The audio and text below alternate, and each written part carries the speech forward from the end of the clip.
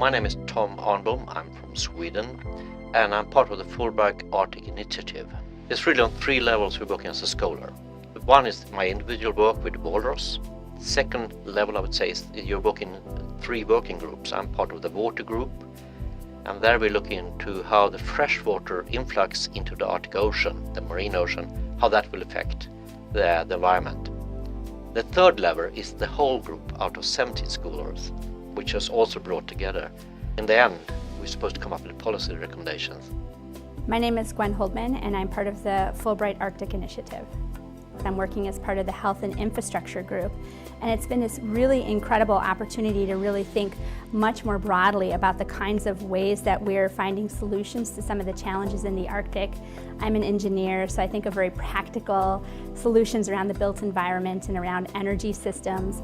But when you really think about how we can use these kinds of physical infrastructure to try to make our communities as a whole more healthy from a mental health perspective and a wellness perspective, I think that's an interesting and amazing intersection. So being able to work with people in the health field and interact with them in this way is something that I'll take far beyond the end of this particular Fulbright program and working as part of this group. I'm Maria Tisichnuk, and I'm a Fulbright Arctic Scholar from Russia. It is a great opportunity for all of us to be together from different countries. Especially this Arctic Initiative program is very interesting because you interact not only with the US scholars, which is already great, but with scholars of other countries, and on your topic or related topic. The program can be reproduced with other venues and other universities and other multidisciplinary teams.